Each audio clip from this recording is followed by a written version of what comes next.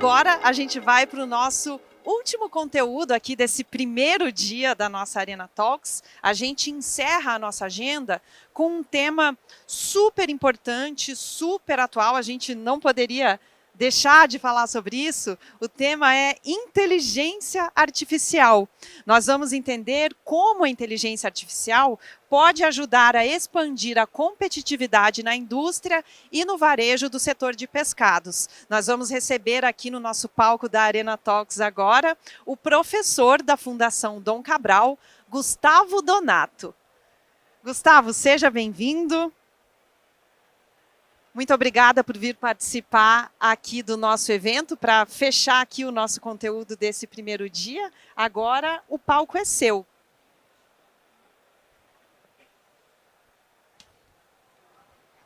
Boa tarde, conseguem me ouvir?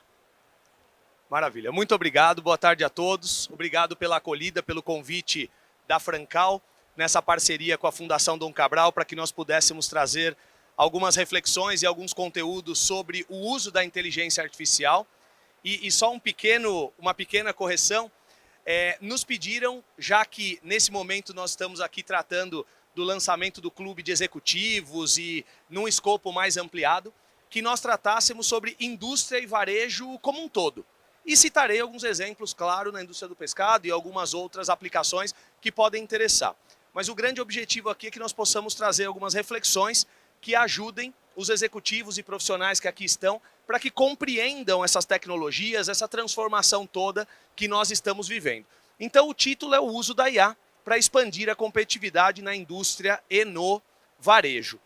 Eu quero começar com um pouquinho de contexto e um pouco do porquê discutirmos esse assunto, porque pela primeira vez como humanidade nós estamos vivendo uma transformação tecnológica, sim, como já aconteceu outras vezes, mas também marcada por algo que nós chamamos de convergência tecnológica.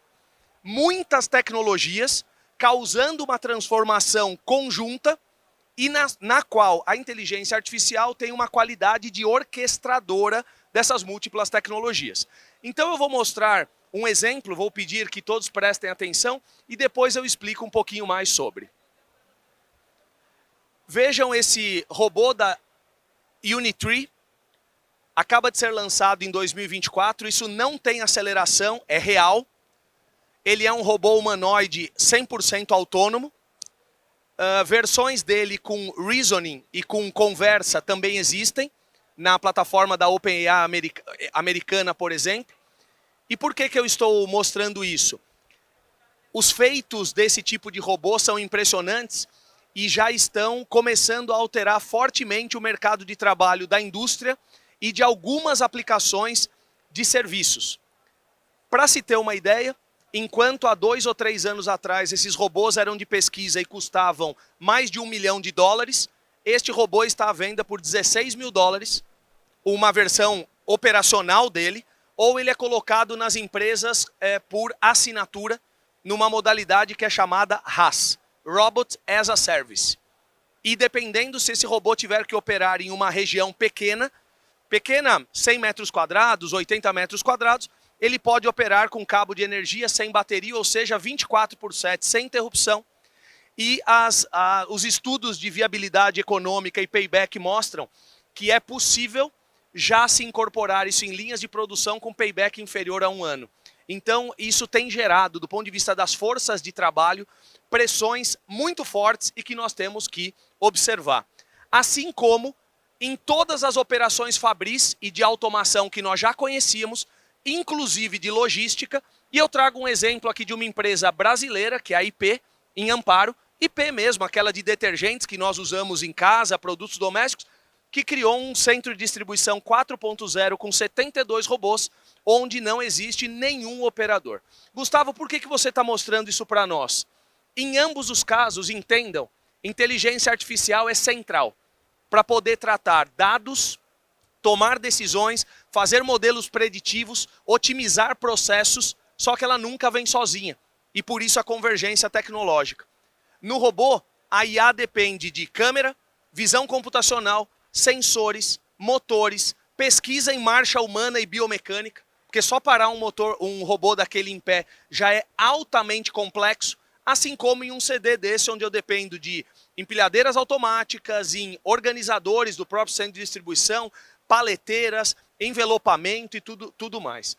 Não é diferente se eu pego uma simples câmera de uma cafeteria ou de uma loja de varejo e transformo uma simples câmera com visão computacional e inteligência artificial em um sistema que monitora, por exemplo, quantas xícaras de café as baristas fizeram, ou então os hábitos do meu cliente. Quanto tempo, o que ele tomou, reconhecimento facial, e tudo isso não é muito diferente na indústria do pescado ou então do frango, como estava sendo mostrado antes aqui.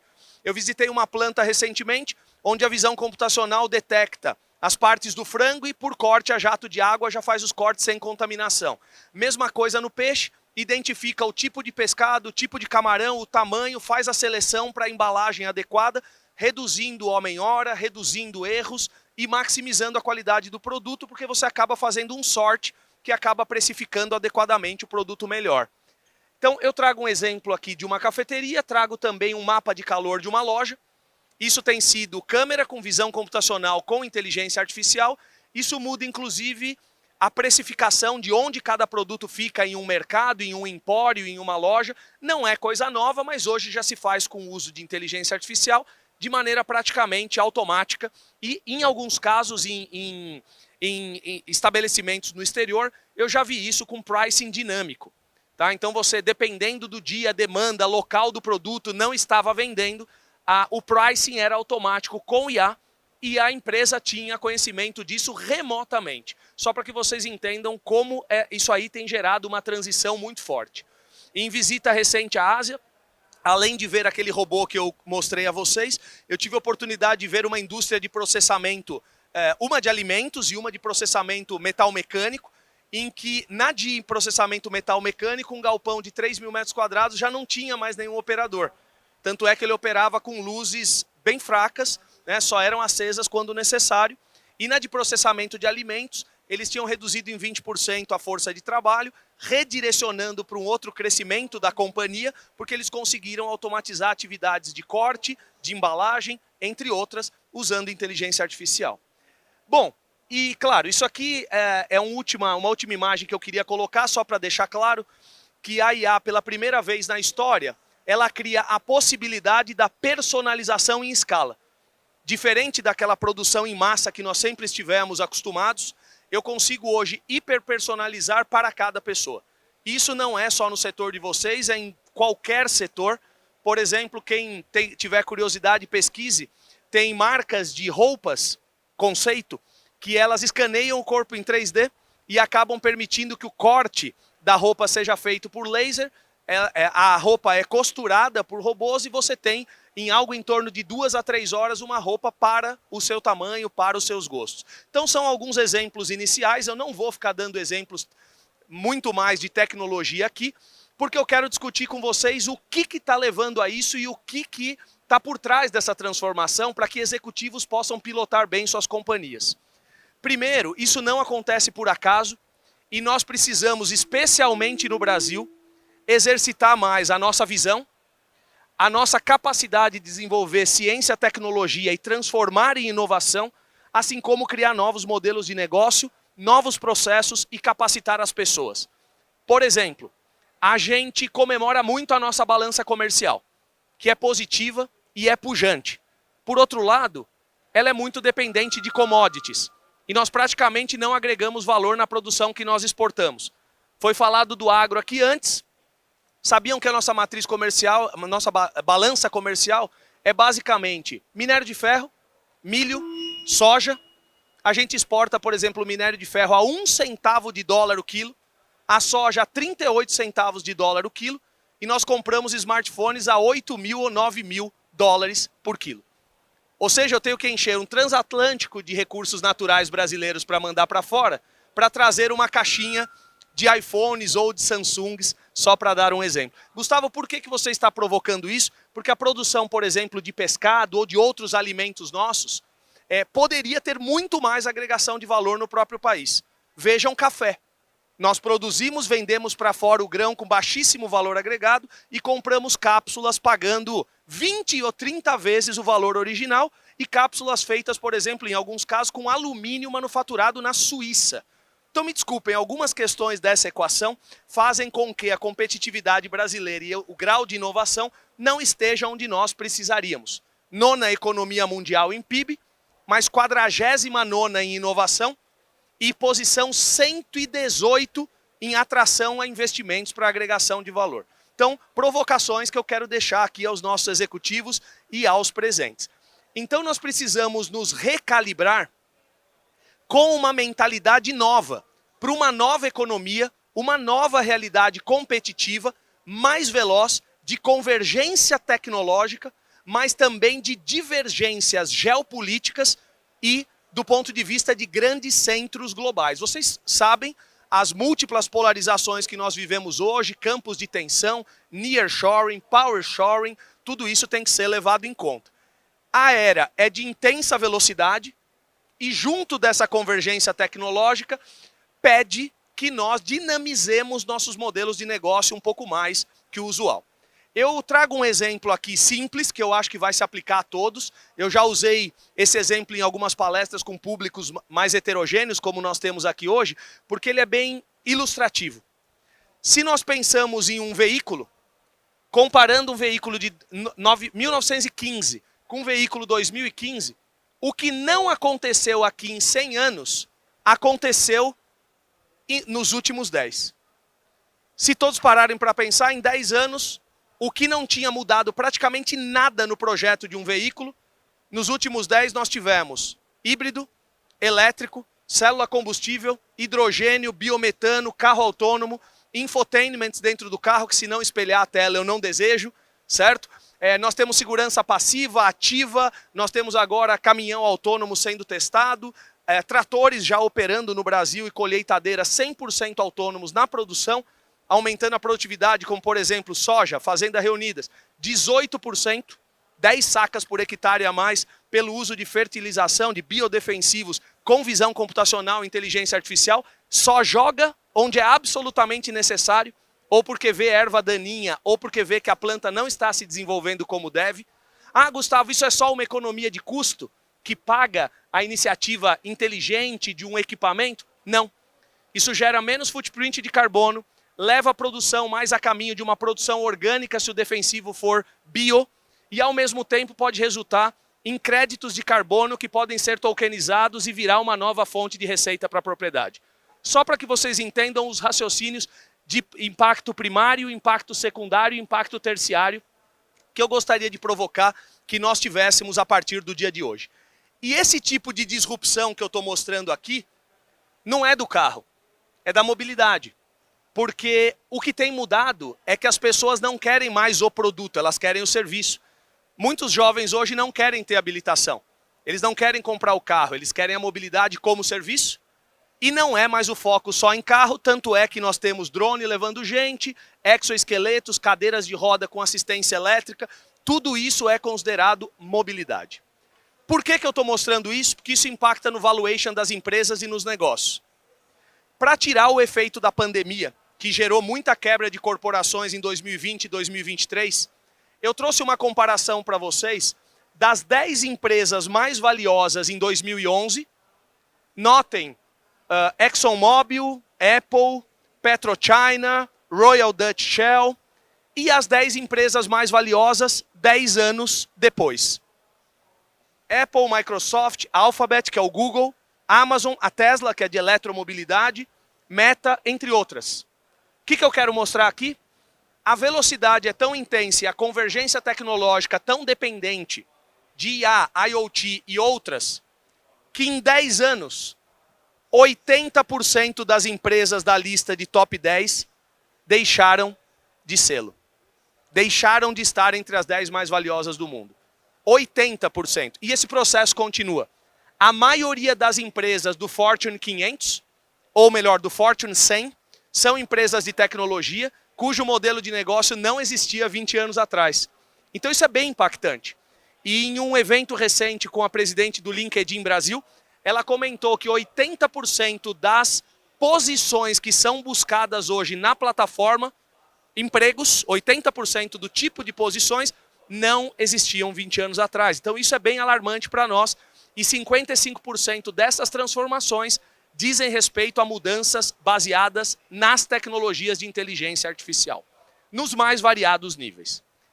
Eu quero destacar aqui para vocês que o que saiu foi o fóssil. O que entrou, tecnologia digital e inteligência artificial em termos das empresas. E pega o caso, por exemplo, da NVIDIA, que investiu all-in em inteligência artificial.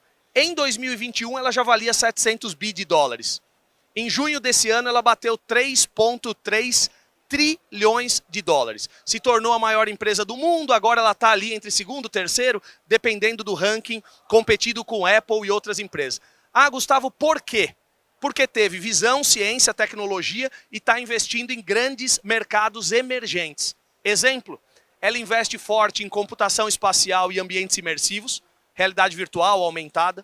Ela investe muito em games, que é um setor que cresce demais, e ela investe muito em inteligência artificial.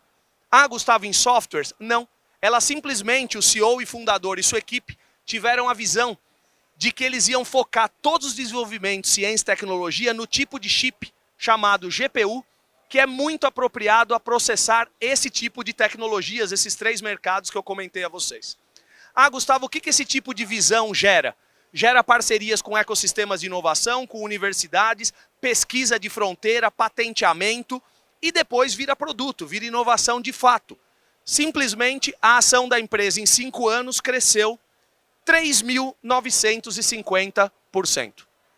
Só para comparar, Microsoft subiu 300%, Tesla 180%, a Meta subiu 330%, o que não é ruim, tá certo? São crescimentos absolutamente marcantes. Mas o que eu estou dizendo do exemplo da NVIDIA é uma visão diferenciada e muito conectada com o IA. Ah, Gustavo, o que isso representa para ter um feeling, para se tornar palatável? Uma empresa que praticamente não valia nada em 2020, notem o gráfico aqui, simplesmente quando ela valia 2,3 tri, ela já valia todas essas marcas juntas. Só para vocês terem o feeling. E como, aqui eu chego no takeaway que eu quero desse slide, quando envolve tecnologia digital, o campo de ganho para os nossos negócios, quaisquer que sejam, não é limitado por escala. Porque uma vez que você melhorou um processo, você criou um modelo de negócio digital ou alguma solução inteligente, dar escala se torna muito mais fácil. Pegue, por exemplo, uma Nike. A Nike depende da venda do tênis, certo? É produto. Tem margem. Para escalar, eu tenho toda uma logística, uma distribuição. Quando o ChatGPT foi lançado pela OpenAI, em 1 mês e pouco tinha milhões ou bilhões de pessoas usando no mundo. Entendem a lógica da escalabilidade digital? E por que não inserir isso em todos os nossos negócios e modelos digitais? Isso é mandatório hoje. Um amigo, e que eu admiro muito, professor Silvio Meira, né, era lá do Porto Digital de Recife, pesquisador da área de IA, ele fala o seguinte, que se em 2 anos e meio, 3 anos, os executivos e as corporações não estiverem preparados para uma adoção adequada do amadurecimento digital e da inteligência artificial, claro, cada companhia e executivo na sua maturidade, nós estaremos fora do jogo. Então é isso que eu quero provocá-los aqui e trazer de reflexão. Mas eu quero trazer um cuidado junto. Embora tecnologia seja uma grande habilitadora, e ela é um denominador comum de toda essa corrida, ela é meio, ela é habilitadora, ela não é fim. Então eu quero alertá-los porque especialmente a inteligência artificial não pode ser entendida como resolução para tudo. Muita gente está adotando IA de maneira errada e por moda. Por favor, não façam isso. Se a empresa não está madura nos seus sistemas de gestão, não tem uma gestão minimamente profissionalizada, aprimorada, processos revisados, não faz sentido falar em inteligência artificial nas suas operações no início. Faz muito sentido aprimorar a sua gestão, trabalhar com dados, com analytics, etc., para depois chegar numa IA. Alguns casos excepcionais, como de marketing, relação com o cliente, aí você tem soluções pontuais que você pode comprar de mercado, já tem um bot, tem inteligência artificial generativa, pode interagir com o seu cliente, e isso é plug and play. Você compra e coloca. Para onde não deixar de olhar? Eu tenho uma provocação aqui a todos. Todo ano, por volta de abril, no SXSW, um dos maiores eventos de inovação do mundo, a M-Web, do Future Today Institute, divulga o Tech Trends Report do ano. Esse Tech Trends Report pega alguns setores, aqui nesse caso nós temos, por exemplo, notícias, healthcare e medicina, nós temos também logística, a própria inteligência artificial, energia e clima, mobilidade, tem a parte de alimentos também, eu não estou enxergando aqui, mas ela está aí. O que eu quero dizer? Esse report, não precisam ler o documento inteiro, mas ele tem um sumário executivo de umas 30, 40 páginas todo ano, que é muito interessante você entender o que está acontecendo com os mercados, com as tecnologias e com o seu mercado ou áreas mais próximas daquele mercado em que você atua. E esse report também traz para cada setor, então vejam ali, ó, o setor da agricultura, a área de educação, serviços financeiros, toda a parte aqui de restaurantes, varejo e retail, supply chain e logística, quais são as tecnologias que estão mais maduras para adoção no curto prazo, seria o mais azul clarinho, e quais são para mais longo prazo, por exemplo, computação quântica e outras. Detalhe, o que aconteceu nos últimos 2 anos com esse report? Pela primeira vez, eu vou voltar um chart aqui, a inteligência artificial não apareceu como uma área somente de transformação. Ela aparece em todas as demais áreas como a grande tecnologia articuladora do tratamento dos dados, da transformação desses dados em informação, em conhecimento e em tomada de decisão / inteligência. Então, ela se tornou praticamente ubíqua. Está em todos os mercados com um grau de maturidade, e aqui eu volto para o outro chart, que é de curto prazo. Mas, por favor, o que significa isso? Não quer dizer que todo mundo tem que sair adotando. O que isso quer dizer é que, se sua empresa estiver com uma gestão já devidamente madura, caminhando para um crescimento, governança, etc., muito possivelmente você já seria um bom usuário de tecnologias de inteligência artificial generativa, entre outras do seu business. Não saiam adotando pelo fato da tecnologia estar disponível no mercado. Pensem na estratégia de negócio. A tecnologia é meio. Ah, Gustavo, mas ali tinha muita tecnologia. Muitas. Fica meio disperso a gente pensar assim. Não tem problema. Eu trouxe aqui uma síntese. Considerando que nós estamos vivendo o que se chama a sexta onda da inovação, eu trouxe uma síntese dos 3 grandes grupos de tecnologia que têm pilotado essa transição que nós costumamos admitir que começou dos anos 2020 para cá. O primeiro grande grupo de tecnologia, e não poderia ser diferente, é a inteligência artificial e IoT. Deixa eu explicar isso. IoT é a internet das coisas, sensoriamento, coleta de dados. Numa empresa, por exemplo, em uma linha de pescado, os sensores podem ser câmeras, pode ser um termopar que mede uma temperatura, um controle de vazão de um sistema de resfriamento, entre outros que vocês quiserem. Tá? Então, se for uma indústria 4.0, ela vai ser toda automatizada. Se for uma empresa bem mais simples, pode ser que tenha simplesmente um sensor ali de temperatura e uma câmera para ver produtividade. Mas isso é dado. Ah, Gustavo, precisa ser só de sensor numa empresa? Não. O nosso smartwatch é IoT. Ele está medindo dados nossos de batimento cardíaco, temperatura corporal, oxigenação. E o seu sistema ERP na sua empresa pode ser considerado um IoT.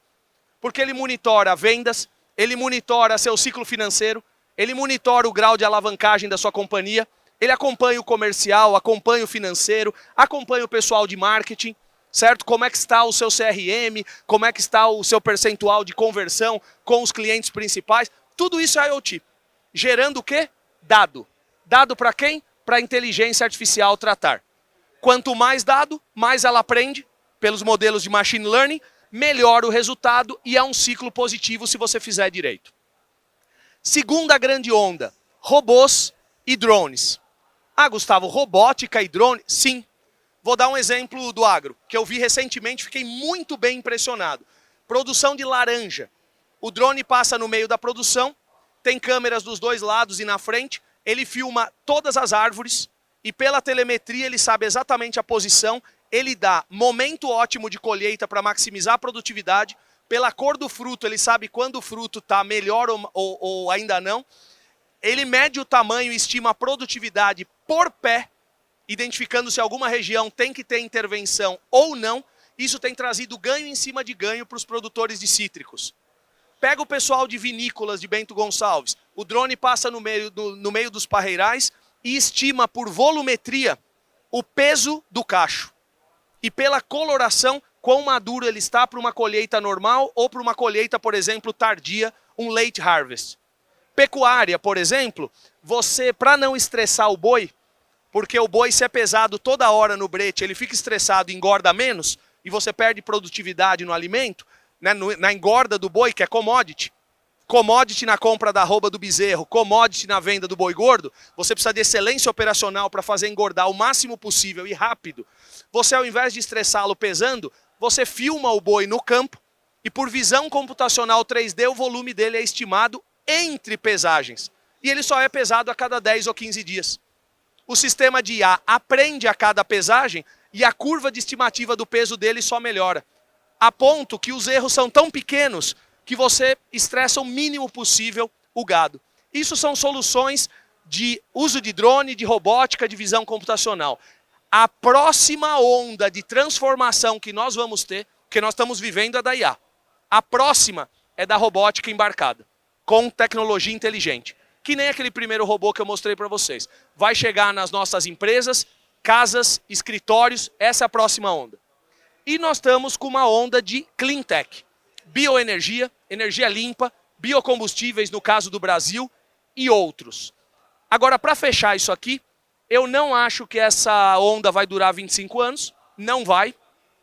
Ela deve durar algo em torno de 12, 15 anos, porque nós vamos ter praticamente com certeza uma nova onda daqui a algo como 7, 8 anos da biologia sintética.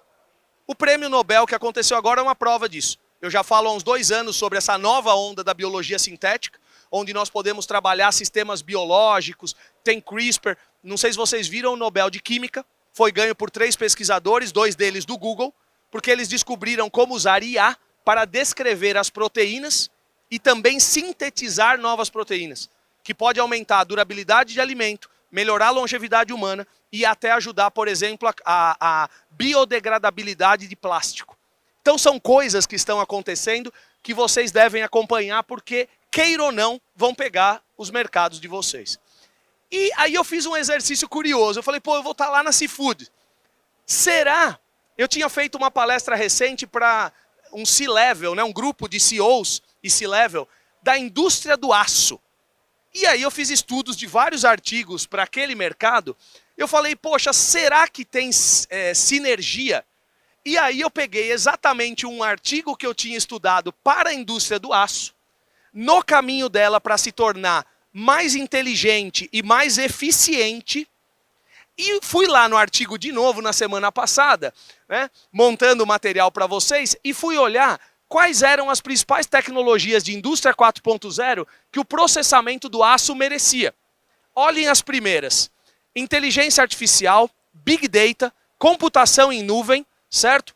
Aqui, ó, redes de comunicação rápidas e seguras, que é o tal do 5G, baixa latência, etc. Gente, ó, internet das coisas, tudo isso é igualmente aplicável a qualquer setor de quem está aqui no nosso auditório. Seja de pescados, seja de outros alimentos, seja do agro, seja indústria, qualquer coisa.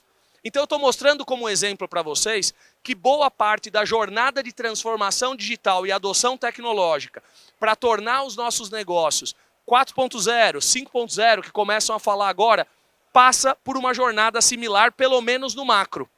O detalhe depois é evidente, vai ser diferente, e eu não vou entrar em detalhes aqui nesse sentido. Agora, e a IA em si? Porque, vou ser franco a vocês, ou tecnologia para gerar mal entendidos na sociedade. Ela está sendo compreendida pela sociedade de maneira completamente equivocada. Completamente equivocada. A sociedade acha que inteligência artificial é o ChatGPT, porque é o que chegou à sua mão. E não tem nada a ver.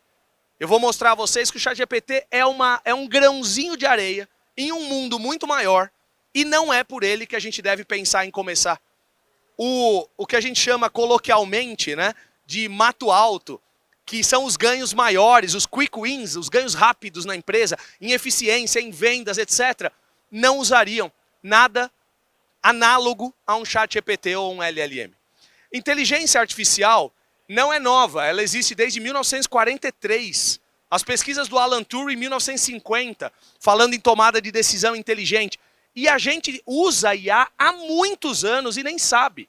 Todo tipo de modelo preditivo, tratamento de dados, estatística multivariada, clusterização, tem inteligência artificial por trás. IA é um campo da ciência da computação, que combina computação com muita estatística e com uma inspiração na neurociência, para tentar reproduzir o raciocínio e a tomada de decisão humanas. Tudo que a gente conhece mais historicamente sobre IA está aqui. Por exemplo, lembram em 97 quando um computador ganhou do Kasparov no xadrez? Era esse tipo de inteligência artificial mais convencional que gerava múltiplas probabilidades e força bruta. Tentava probabilidades do xadrez. Depois veio, ali pelas décadas de 70 e 80, o machine learning, que é onde a saída do algoritmo de IA gerava uma nova entrada, o algoritmo aprendia e melhorava suas previsões, seus modelos preditivos. Sabe o que está aqui até hoje, a gente usa direto? Netflix em casa. O Netflix não faz uma recomendação de filme para a gente? Então, por exemplo, digamos que o meu colega aqui tem um perfil similar ao meu. Ele assistiu uma série no final de semana e maratonou naquela série, como dizem. E ainda curtiu no final a série. Se o perfil dele é similar ao meu, do Rafael, né? Rafael está aqui na minha frente. O que o Netflix vai fazer? Vai recomendar aquela série para o Gustavo. Se eu assistir, gostei, etc, meu outro colega aqui, José, pode ter um perfil similar ao meu, mas não similar ao do Rafael, o sistema vai recomendar a ele. Então, no Machine Learning nós temos, exemplo, Netflix, Spotify, Waze, Uber, muitas ferramentas que já estão no nosso smartphone há muito tempo. E mais recentemente, nos anos 2010, mais ou menos, e mais especificamente em 2016, 2017, nós tivemos o advento dos algoritmos Transformers que deram origem ao ChatGPT e outros. Isso faz parte do Deep Learning. Redes neurais, eu não vou entrar em detalhes técnicos aqui, mas o ChatGPT está aqui dentro. Mas tudo isso, gente, tudo isso, ainda faz parte do escopo de inteligência artificial estreita. O que é isso? É uma inteligência artificial, qualquer que seja ela, para o agro, para a eficiência comercial, ajudar a força de venda com bot conversacional, atender o cliente no meu site via assistente virtual, tudo isso é com finalidade definida. Narrow, estreito. Não existe aquela inteligência artificial que muitos chamam geral ou forte, que substituiria o ser humano, se tornaria superinteligente, substituiria a gente. Isso realmente ainda está longe de acontecer, se é que é possível. Nem a medicina entende as nossas sinapses, né, que dirá você construir uma inteligência artificial que faça isso. E para provar para vocês que a IA é muito maior que o ChatGPT, eu trouxe uma imagem que eu encontrei em uma postagem, tá a referência ali do lado, mas o ponto é, a IA é um mundo de ferramentas e metodologias. São centenas de métodos, desde os mais tradicionais até os do Deep Learning. O ChatGPT, ele é baseado nos modelos Transformer, com Large Language Models, ele é somente esta linhazinha aqui embaixo de todo esse mundo que é a inteligência artificial. Entenderam por que a sociedade está totalmente, digamos assim, iludida com o que é? É muito interessante, mas é uma pequena parte. Por que explodiu? Porque chegou na mão das pessoas de maneira fácil, interativa E por que isso só aconteceu agora? Porque na história nós nunca tivemos tanto dado, tanta conectividade, tanto usuário, tanta capacidade de processamento. Então, hoje, o ecossistema nosso é apropriado para surgir uma ferramenta como essa. Eu não estou falando, por isso, de ser mais pontual, que é pequeno. O mercado da inteligência artificial generativa, dizem, até 2032, ele pode ultrapassar $1 trilhão. Mas, como eu já falei a vocês, não é por aí que vocês devem começar diretamente. Tem todo um ganho de maturidade na transformação digital. E, por favor, tomem cuidado que inteligência artificial usada na pessoa física não é a mesma coisa de usada na pessoa jurídica. Você usar um ChatGPT para te ajudar a elaborar um e-mail em casa ou redigir um relatório, fazendo uma consulta se você está esquecendo alguma coisa, é uma aplicação. Você estar na empresa e gravar uma reunião de diretoria, por exemplo, com uma inteligência artificial gratuita, para que ele gere a transcrição e a síntese. Se você usou uma ferramenta gratuita, você acabou de jogar todos os dados da reunião na base de treinamento da ferramenta. Sabiam disso, não? E mesmo que você pague, dependendo do nível da ferramenta, você estará compartilhando o dado do mesmo jeito. Em muitas ferramentas, você só não compartilhará os dados se você tiver uma versão Enterprise e ainda com o contrato validado direitinho de não compartilhamento de nenhum dado da companhia. Bom, depois, se vocês quiserem, nós teremos tempo para dúvidas, para perguntas e respostas. Agora, falando de aplicação nos negócios, sinergias da IA, o que fazer e não fazer, primeiro eu quero deixar muito claro para vocês podem tirar foto, também é uma imagem de um colega da Forbes, publicada na internet. Embora a IA tenha toda essa diversidade de metodologias e de aplicação, todos os casos caem no que nós chamamos de 7 padrões usuais, que vão desde reconhecimento. Por exemplo, sabe o aplicativo do banco que faz reconhecimento facial nosso? É um tipo de IA. O reconhecimento do boi, tanto qual é o boi como a pesagem, é um reconhecimento. O reconhecimento de um fruto ou de um pescado ou de um camarão, de maneira automática para pegar medida, qualidade, coloração e dividir, é um tipo de reconhecimento de padrões. Até conversação, previsão e analytics, sistema orientado à meta, por exemplo, pricing dinâmico para eu fechar certa receita de um mês ou coisa que o valha, tá certo? Ou combinar vencimento do meu produto com um incentivo de venda maior, tudo isso está aqui embaixo. Sistema autônomo, detecção de anomalia para manutenção e mesmo para cultura e people analytics. E a grande coqueluche que é hiperpersonalização. A IA permite a hiperpersonalização a ponto de, por exemplo, eu poder criar para cada pessoa que está nesse auditório o seu carrinho de compra de pescado, de alimentos, de café mensal e sugerir a essa pessoa de maneira hiperpersonalizada, ela só dá um check ali e aquilo já chega na sua casa. A IA pode fazer isso. Assim como N outras aplicações. O que eu quero chamar a atenção para vocês não perderem de foco, né, na adoção? Primeiro, entendam a relação entre dados e ciência de dados e IA. A maioria das empresas, por moda e pressão, está começando por aqui.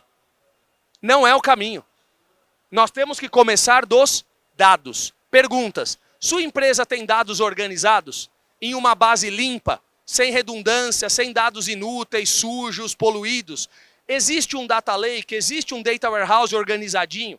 A empresa tem um ERP funcional, eficiente, bem instalado?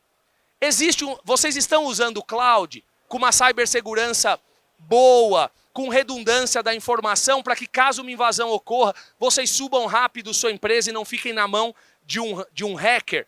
Você tem um bom CRM, né? Se for o caso, você opera um e-commerce bem? Tudo isso vem antes de eu falar em inteligência artificial. Tenho tudo isso, já sou uma empresa que toma decisão baseada em dados, tenho analytics, tenho dashboards, tenho indicadores, aí eu estou no campo da informação e do conhecimento. Eu adoto IA para ir para o campo da inteligência e a tomada de decisão baseada em evidências, baseada em dados. Vocês entendem que o caminho muitas vezes está sendo equivocadamente tomado. O que isso gera? Isso gera projetos que não entregam o resultado esperado, não dão o ROI, o retorno sobre o investimento, o empresário se sente inseguro de seguir naquele investimento porque não está sendo efetivo e gera resistência, gera bolha. Por isso vocês veem às vezes, a IA é uma bolha. E às vezes, não, a IA não é. Que tem uma certa hiperestimativa no mercado financeiro, talvez, do valor disso, pode ser. Não estou dizendo que sim, nem que não. Mas que os projetos têm que ser mais baseados em resultado e efetividade de aplicação, sem dúvida. Tá? E aí, para provocá-los, eu trago um exemplo. Nas empresas onde tenho a oportunidade de atuar no conselho, ou mesmo em alguns programas da fundação, claro, a gente detalha isso muito mais, mas eu provoco os executivos, explorem os radares de oportunidade da tecnologia e do business. Não serve só para IA, esse é de IA, mas não é só IA. Por exemplo, eu estou aproveitando oportunidades de tecnologias digitais ou não no meu front office, no meu back office, nas minhas capacidades core, operações, supply chain, nos meus produtos e serviços, eu estou melhorando o meu go-to-market. Tudo isso vocês têm que observar. Se eu vou a uma empresa e não tem, por exemplo, iniciativas nos 4 quadrantes, e tanto no curto prazo, no médio prazo e no longo prazo, alguma coisa está errada e não está existindo um nível de planejamento e de governança devido. Então, senhores executivos, acionistas, empresários, lideranças aqui presentes, por favor, pensem assim, que isso eu tenho certeza absoluta que vai ajudar. E aí, não pensem na tecnologia e não se apaixonem por ela. Primeiro, a estratégia de negócio, a visão, o valor, o ganho. Depois, a mitigação dos riscos e a adoção da tecnologia. Essa é a inversão dos papéis. Muitas vezes eu gosto da tecnologia, qualquer que seja, uma IA ou outra, e eu saio adotando e fazendo alguma tentativa na minha empresa. Mas espera aí, qual é a estratégia? Qual é o valor? Embaixo de que eu tenho isso como um guarda-chuva maior? E, por favor, cuidado também com transparência, segurança, vieses e ética. Um mau uso de uma tecnologia dessa, que prejudique alguém ou que arranhe a imagem da sua empresa, acredite, pode ser muito mais duro do que uma multa de LGPD ou coisa que o valha. Tá? Eu vou dar um exemplo concreto para vocês. Teve uma empresa aérea que colocou um bot para atender seus clientes. O bot estava muito bem feito, mas não com as camadas de governança completas. Uma passageira brava entrou lá e reclamou porque perdeu a conexão e a mala, exigiu do bot uma compensação financeira, ele deu um dinheirão para a mulher. Aí a empresa não queria pagar. Falou, não, foi um erro da tecnologia. A mulher entrou na justiça. O que o juiz falou? Paga.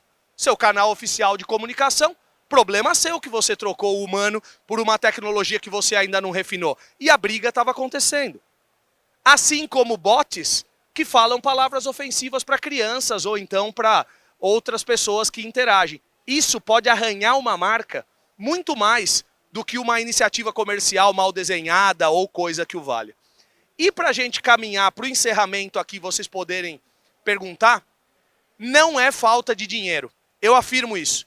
Porque para além do caixa de vocês, ou do dinheiro próprio dos empresários, gente, tem muito recurso para bons projetos.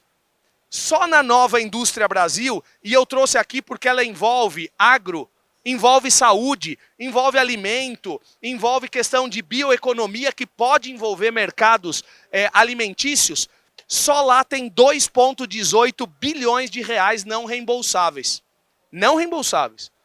E reembolsáveis tem mais de 30. E além disso, a gente pode acessar Corporate Venture Capital, a gente pode acessar fundos, a gente pode acessar outros mecanismos de investimento diversos. Qual o segredo? Que os projetos sejam empresa-universidade e tenha alunos participando dos projetos, no caso aqui da FINEP.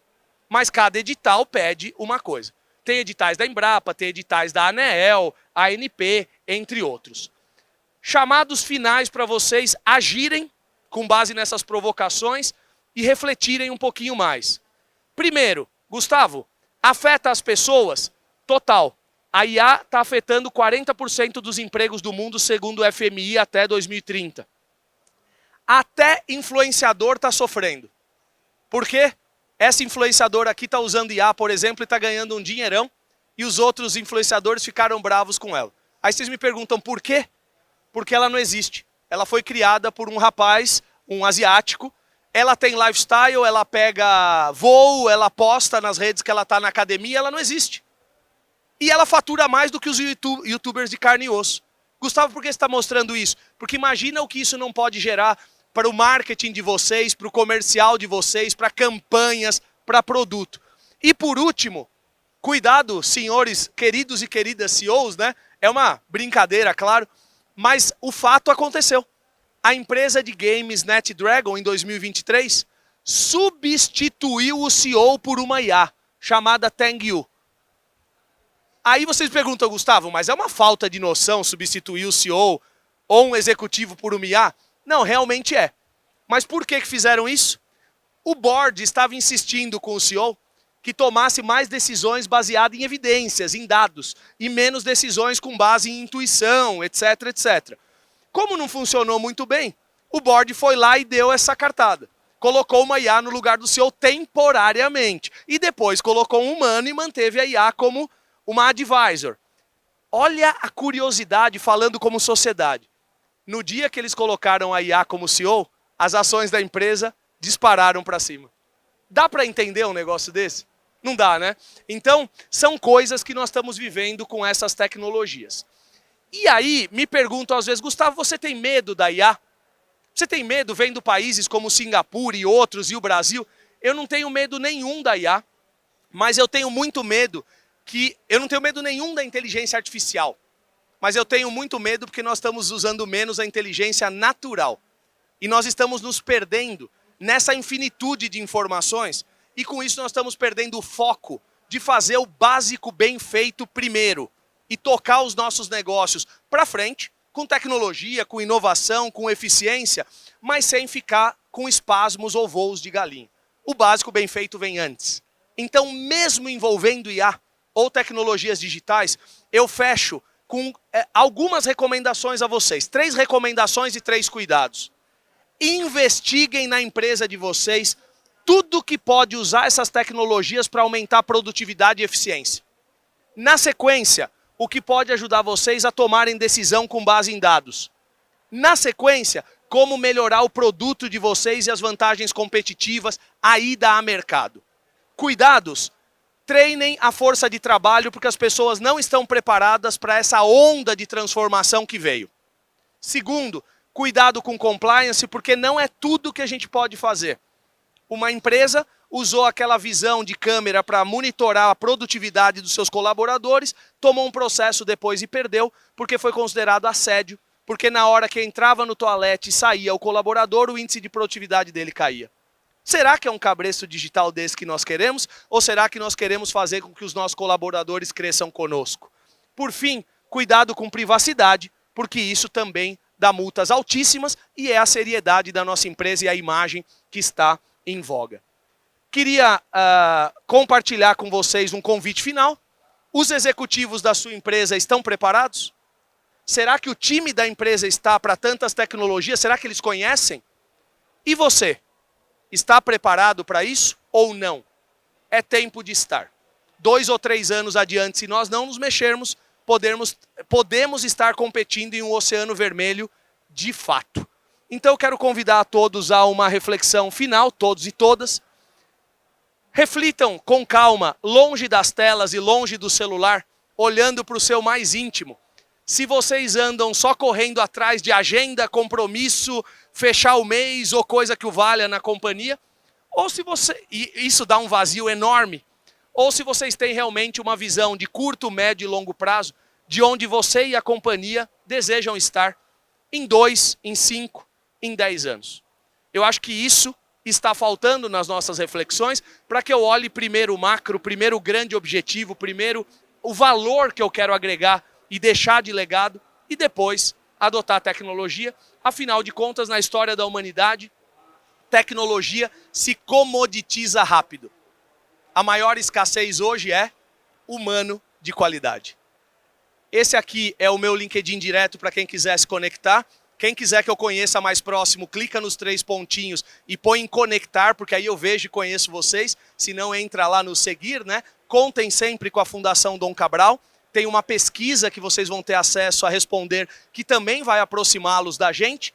E eu queria desejar a todos muito sucesso e abrir aqui para um diálogo no tempo que nos resta nesse final de tarde. Obrigado, gente. Um prazer estar com vocês.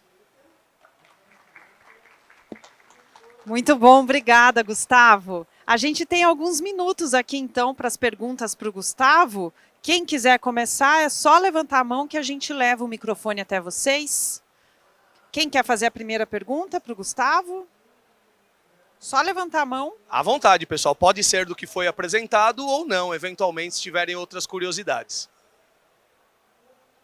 Ninguém, gente. O pessoal está tímido, Gustavo. É o horário. Olha lá, apareceu uma pergunta. Opa. A gente vai levar aí o microfone para você, só um segundinho. Senhor Wagner. Pronto. Gustavo, parabéns pela sua apresentação. Gostei muito. Agradeço. E me surpreendeu positivamente, porque em princípio eu achei que eu não iria gostar, porque eu não sou muito favorável à aplicação da inteligência artificial por causa dos pré-requisitos que você colocou. Em 2021, eu publiquei um artigo sobre aquicultura no Brasil, que já tem centenas de citações pelo mundo, e um dos itens, o artigo é muito longo, né? Eu estou citando porque tem a ver com o que está acontecendo aqui, que é produção de pescado, né? E um dos itens que eu coloco lá é que não adianta introduzir a inteligência artificial antes de você ter banco de dados, dados confiáveis, etc, etc.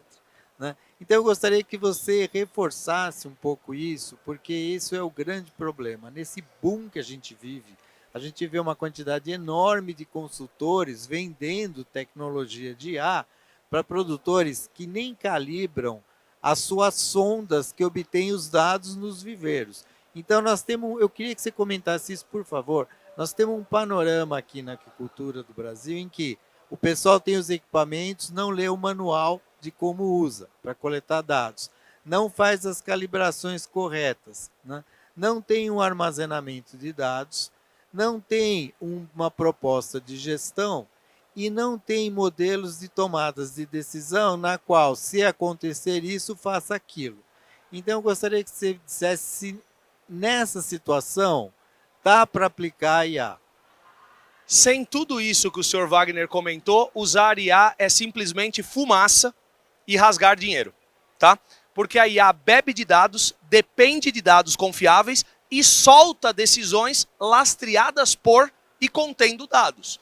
Então, se eu não tenho sonda, se eu não tenho conhecimento dos meus processos, se eu não mapeei os meus processos adequadamente, e se eu for mais para o lado da gestão, se eu não tenho uma gestão adequada e não tiver todo aquele caminho que eu falei para vocês, não vai adiantar de muita coisa. É por isso que gera frustrações em muitas companhias e empresas de tecnologia. E entendam, eu sou um grande defensor de tecnologia e um entusiasta. Empresas de tecnologia podem vender coisas que não vão ser bem aproveitadas. E o custo vai ser altíssimo. Eu vou contar um caso real, recente. Eu não posso citar, obviamente, detalhes, mas eu estive em um conselho onde o chairman me pediu uma certa ajuda, porque ele estava muito pressionado para usar IA na companhia, o CEO também estava muito pressionado e eles haviam recebido 32 projetos de inteligência artificial das diferentes áreas. Pediram inicialmente que aquilo fosse agrupado em um único projeto, o que foi um bom pedido, virou um bom projeto, mas mesmo esse projeto, ele era de uma envergadura grande, mesmo para uma companhia grande, ele foi orçado em 1,5 milhão, 2 milhões e 6 milhões, dependendo da empresa. Tinha muita inteligência artificial generativa, N aplicações. Aí, seu Wagner, eu cheguei lá, a empresa da proposta de 2 milhões apresentou, né, a sua oferta, e aí o que aconteceu é que nós vimos que era um canhão para um coelhinho, porque tinha muita coisa além do que era necessário para o momento de maturidade da companhia. Tinha muita coisa que era o tal do básico bem feito que eu comentei antes. Resumindo, longa história para uma curta história, claro, o escopo foi bem reduzido, 70% das aplicações de IA que estavam sendo vendidas não precisavam de IA. poderiam ser resolvidas com modelos computacionais convencionais e estatística descritiva ou mais convencional. Resumindo, reduziu-se o escopo, acertou-se o tipo de ferramenta e o projeto foi fechado por menos de R$200 mil. Tá? Então, é claro que esse foi o caso mais extremo que eu já tive contato. A maioria dos casos não são desse grau de redução, são ajustes menores, mas se a gente não fizer o básico bem feito antes, perde todo o sentido da adoção. E qualquer cultura, qualquer empresa, seja no administrativo, na gestão, na governança ou na operação e produção, é igual. Esse conceito não muda. Então, por favor, levem essa provocação positiva para a gente fazer uma jornada responsável, ter retorno do investimento, né, não jogar dinheiro fora. Tá? Mais alguma pergunta para o Gustavo? Só levantar a mão que a gente leva o microfone. Mais alguém gostaria de aproveitar? Não? Encerramos? Então, Você Gustavo... tem alguma, não? Eu não. Gustavo, muito obrigada pela sua apresentação. Muito bom encerrar com esse tema tão relevante. Muito bacana. Aplausos para o nosso convidado. Obrigado. Sucesso a todos, pessoal. Boa tarde.